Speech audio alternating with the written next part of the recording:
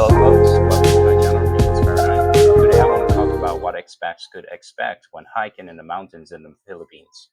When hiking in the Philippines' mountainous areas, foreign visitors can experience a unique fusion of breathtaking landscapes, abundant biodiversity, and lively local culture. The experience differs among the many trails and peaks scattered across the country. Still, some features are universal, such as the stunning landscapes, cross-cultural interactions, and potential risks to be mindful of when hiking these paths. But as captivating as these peaks are, they come with a mix of surprises and potential dangers that hikers should be well prepared for. With more than 7,000 islands, the Philippines is a tropical paradise, and the mountains reflect this diversity. As you trek, the landscape shifts from limestone formations and volcanoes to rainforests and coastal peaks. Trails in areas like the Cordilleras and Mount Apo range from well-traveled routes to rough, steep terrain. Hikers may have to cross streams, climb rugged peaks, or journey through dense forests. The routes frequently provide breathtaking views of distant ocean stretches, remote settlements, or terraced rice paddies.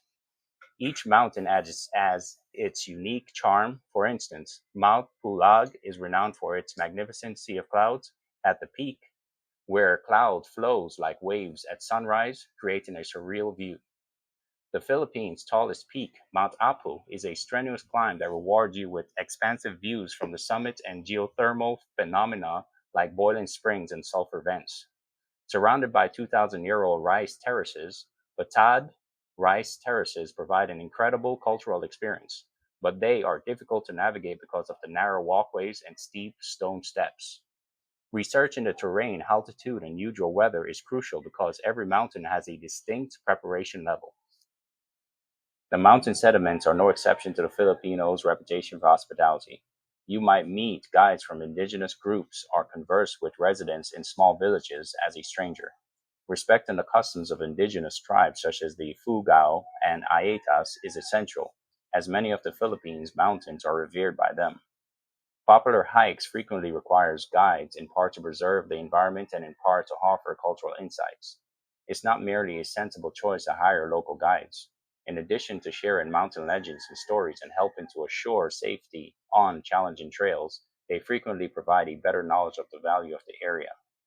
Additionally, guides can facilitate communication with people who may not speak English well, allowing hikers to better appreciate the cultural components of the experience. Wildlife abounds in the Philippines' mountainous and tropical environments. In some areas, you can expect to encounter rare animals like the Philippine eagle, as well as a variety of birds and butterflies. The type of forest and altitude have a considerable impact on the flora. Higher elevations provide mossy forests with ferns and orchids, while lower elevations offer thick tropical flora. Wildlife here is generally harmless, but there are some animals to be mindful of. There are a few venomous snake species in the wild, but the majority are not. Although they are often timid, wild boars and monitor lizards can be harmful if surprised. Long sleeves and insect repellent are necessary because dense woodlands are known to harbor leeches, ticks, and mosquitoes. Even during the dry season, unexpected downpours and excessive humidity are typical due to the tropical environment. Hiking can be challenging because of this heat and the steep slopes of some mountains. In the Philippines, mountain peaks frequently have their microclimates with sharp temperature drops. This is particularly apparent in mountains like Pulag, where the summit can occasionally experience extremely frigid temperatures. Trails can become muddy and slick during the rainy season, which typically lasts from June to November. This presents a big problem. During these months, typhoons are also a risk, so keep an eye on weather updates is crucial. In addition to avoiding the heat, many routes are best hiked early in the morning to enjoy the best views before the clouds sweep in later in the day. Even though Mount Hapo, the highest mountain in the Philippines, is just about 2,954 meters high, altitude can still be a problem, particularly for climbers with less expertise. Some people may experience altitude sickness due to the elevation of peaks like Mount Pulag. The actual climb itself can be taxing, requiring stamina and a high degree of fitness. Trails vary widely in difficulty. The Hal volcano and other beginner-friendly hikes are well marked and reasonably short.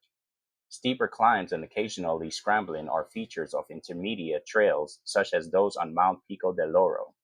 More difficult treks, like those on Mount Halcon, take many days and require familiarity with tough terrain. Since many paths lack the amenities found in more developed hiking sites, the longer, higher walks may need camping and packing enough food. Among the greatest hazards are typhoons, mudslides, and heavy rainfall. Hiking can be hazardous on slick pathways following rain, and flash floods can occur in river valleys or close to waterfalls. Falls and sprains may result from the rough terrain. Certain trails include scrambling or rock climbing, which raises the danger. It's crucial to wear the proper clothing, pack a first aid kit, and hike at a leisurely pace.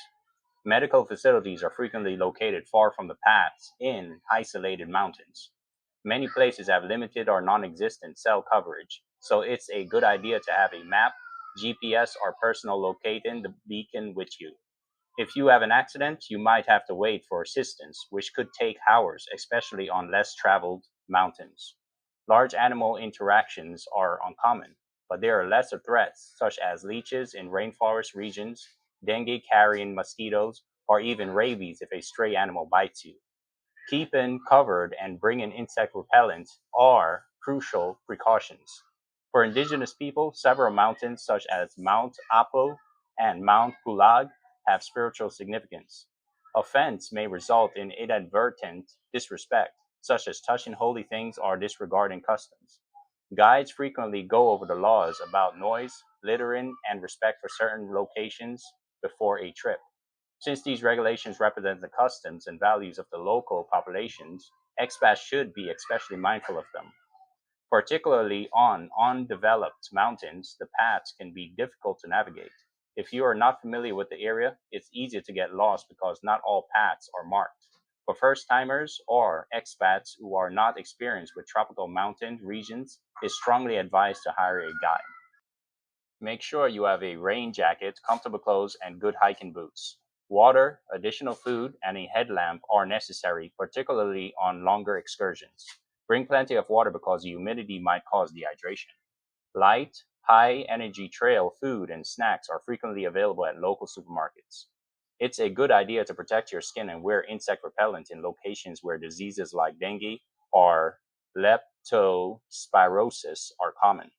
Before taking pictures of individuals, villages, or cultural relics, always get permission. English proficiency may be low in remote places. Gaining some knowledge of the local dialect or a few Filipino phrases can be quite beneficial. In the Philippines, hiking is a remarkable experience that is full of adventure, natural beauty, and cultural diversity. It's a voyage that rewards those who are ready to go off the usual route, from traversing through tropical jungles to soaking in the stunning scenery from mountaintops. Foreign visitors must, however, observe local customs, be mindful of potential hazards, and be ready for the particular difficulties of hiking in tropical mountains. Hiking in the Philippines can be one of the most unforgettable travel experiences of a lifetime if you approach it with the proper attitude and planning. All right, folks, that is all for today's show. Thank you all for watching. Until next time, have a good day.